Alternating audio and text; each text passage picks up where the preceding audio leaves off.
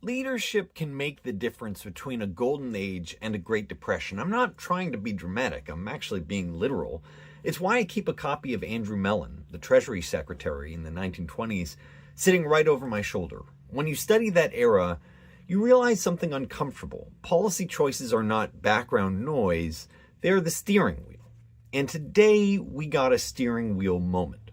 So earlier today, President Trump announced he's nominating Kevin Warsh to be the next Federal Reserve Chair, replacing Jerome Powell, assuming Warsh is confirmed. And the markets reacted fast. Gold dropped over 10%, Bitcoin is down around 2%, and the NASDAQ dropped over 1%. Now, you don't get a move like that in gold, 10% drop, without a story attached. So in this video, I'm going to walk through three things.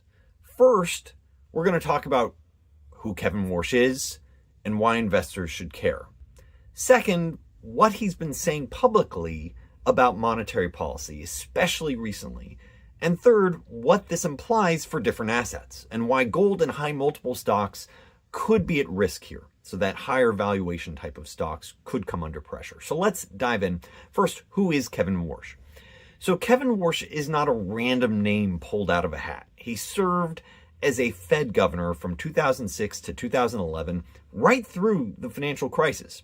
Before that, he was inside the White House at the National Economic Council. Before that, he was on Wall Street at Morgan Stanley in mergers and acquisitions. So he's got really three things that matter in this job. He understands the Fed from the inside. He understands Washington incentives from the inside, and he understands markets, not as some sort of academic concept, but as a living organism that panics, can front run, sometimes even stampedes.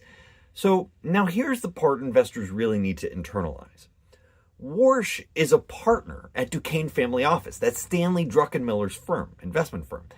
Druckenmiller isn't just a famous name. He's one of the shrewdest macro investors alive, and he's known for thinking in regimes, incentives, second-order effects. Druckenmiller is an all-star, delivering something like 30% returns for 30 years without a single down year. So I don't really think there's anyone better from an investing perspective or trading perspective. And here's what makes this extra relevant right now. Treasury Secretary Scott Bessent also comes out of this same orbit, and he's currently running point at Treasury. So if Warsh gets confirmed, you potentially have Fed and Treasury leadership that share a similar mental model about liquidity, balance sheets, and credibility. This matters, this connection to Stanley Druckenmiller, because he's, sort of taught both of them. So what are some of the key ideas that Warsh is pushing? Number one, he treats inflation as a central bank choice. He used the phrase, inflation is a choice. Now, that translation means stop blaming inflation on vibes, supply chains, the moon cycle. The Fed's tools matter. The Fed's choices matter. The second thing is he cares a lot about the balance sheet. You're going to hear a lot more of that. There's a huge difference versus how most people talk about the Fed. Most investors obsess over rate cuts and hikes. Warsh is basically saying, you're staring at the small lever and ignoring the big one. So let me make this super clear. The Fed's balance sheet is basically a giant portfolio of bonds, mostly treasuries and historically mortgage bonds as well.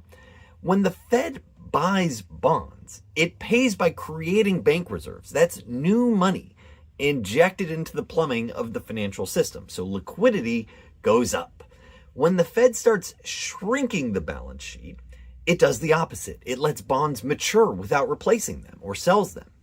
Reserves come out of the system. Liquidity goes down. So think of it like this. When there's buying bonds from the Federal Reserve, it's like turning the faucet on. When you're shrinking the balance sheet, it's opening the drain. And what we've seen over the last few decades, particularly since the great financial crisis, is a huge change in the Federal Reserve balance sheet. Literally trillions of dollars. Now, Warsh has argued, in arguably blunt terms, if the printing press could be quiet, i.e. less money printing, less buying of assets, less expanding the balance sheet, we could have lower policy rates. That's a very specific worldview. He's saying shrink the balance sheet, reduce monetary fuel, and you may be able to run lower short-term interest rates without relighting inflation. And yes, I think that's a key part of why this nomination makes sense politically. It offers a framework where you can talk about rate cuts, but still claim you're serious about inflation. So this also has real market ramifications. Let's talk about that, and let's talk about the difference between Powell and Warsh. Powell's the current Fed chair. So Powell's style has been pragmatic, careful with language, try to avoid shocking markets unless you absolutely have to. Warsh reads like someone who wants the Fed to be more direct, more conviction-driven, and more focused on credibility. Powell's Fed is often perceived as trying to thread the needle. Warsh's Fed, at least based on what he's been saying, looks more like pick the needle up, hold it where everyone can see it, and remind the room that needles are sharp. And as investors, you don't have to like that. You just have to price it. You have to understand this new regime that we're potentially in. So what does all this imply? So let's start with the simplest sort of chain reaction. If the market believes Warsh will be tougher on inflation and on credibility and more serious about shrinking the Fed's footprint, that's a huge signal on liquidity. And it matters even more because the Fed only recently signaled it would be buying about $40 billion per month in treasuries for reserve management purposes, effectively restarting the money printer. So the market is immediately asking, does that continue, or does Warsh come in trying to reverse that posture? Because that just in the last few weeks.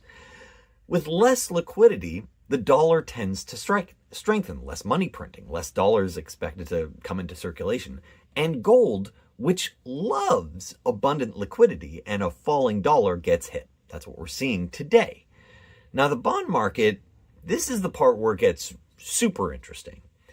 If the U.S. is running massive deficits, which it is, and issuing a ton of treasuries, and the Fed is not the reliable buyer in the background, someone else has to absorb that supply. So even if Warsh wants to cut short-term rates, medium and long-term rates can stay sticky or even rise if the market demands a higher term premium. That's the setup for a steeper curve. The front end is potentially down. The front end of the yield curve is potentially down, but the longer term maturities might be higher or just stubborn at the current rates. Now let's talk about what this means for stocks. The NASDAQ, down about 1% today, is basically a long duration asset. Think about all these, futuristic companies that are aimed to grow a lot but are unprofitable. It's packed with these companies where the cash flow, the value, is tied to that cash flow that's far out in the future, not the profits, really the losses today. So if the market thinks long-term rates are sticky or liquidity tightens and, maybe rates are even higher, the highest multiple parts, the rich valuation stocks, might reprice first. That's part of the reason why I'd argue the NASDAQ is down roughly 1% today and might be down in the future. Not because the businesses changed overnight, but it's because the discount rate changed and the market's confidence in easy money tailwinds might be changing. Now zoom out. What do I think is the most likely scenario? I suspect Warsh tries to do some sort of combo move, shrink the balance sheet over time, while creating room to cut short-term rate cuts, to have these short-term rate cuts. Now that's a weird mix where you're saying, hey, you're shrinking this balance sheet and you're having short-term rate cuts. What's going on? And it's a weird mix because you've only oftentimes been trained to think cuts equal bullish. Because under this framework, you can have rate cuts without the same liquidity tailwind that markets have gotten used to. So that's the setup. You might have this 1-2, like liquidity is getting tougher, but at the same time, liquidity is getting better with lower short-term rates. So when I think about Kevin Warsh versus Powell, I don't think he's Powell but different. He represents a potentially different framework. Balance sheets matter. Arguably, they matter more. Credibility matters more. And the Fed may be less interested in cushioning every little wobble in asset prices. That can be good for long-term stability, but it can also be painful for assets that thrived on abundant liquidity, lots of money printing.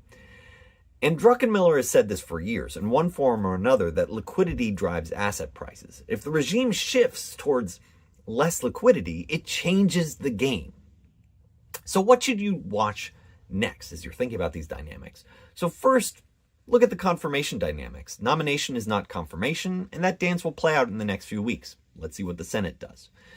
Number two, when Warsh talks, let's listen to his commentary. Let's see what he has to say about balance sheet and credibility. If those are the center of gravity, the market will keep pricing a liquidity shift. Third, I think the yield curve is critical. If the long end refuses to come down, even as rate cuts get discussed, that tells you term premium and bond supply is dominating. This will not help stock valuations expand higher. Fourth, look at gold. If gold continues to sell off and can't rebound, that's the market voting for a regime change, not a one-day headline development. So what works in this environment? Obviously, none of this is financial advice. That said, while there are potentially many losers in a tighter liquidity world, there are also some obvious potential winners. The winners are companies with ample liquidity and ample free cash flow, businesses that do not need the capital markets to survive. The markets could get shut down. They would be fine. They can reinvest internally. They can buy back stock when valuations go lower. They can play offense when everyone else is playing defense. In other words, if money is no longer cheap and plentiful, you want to own businesses that are not dependent on cheap and plentiful money. A great example is a well-run insurance company. So like Berkshire Hathaway is a poster child for that. Insurance creates float, and float is basically investable capital. When short and intermediate rates are higher, now here we're expecting short rates to be lower, but if intermediate rates are higher, let's say 3 to 5 years, Berkshire has the option to reinvest their float into things like 3 to 5 year treasuries and earn potentially meaningfully more on that pile than they could if we were to go back into a zero rate era.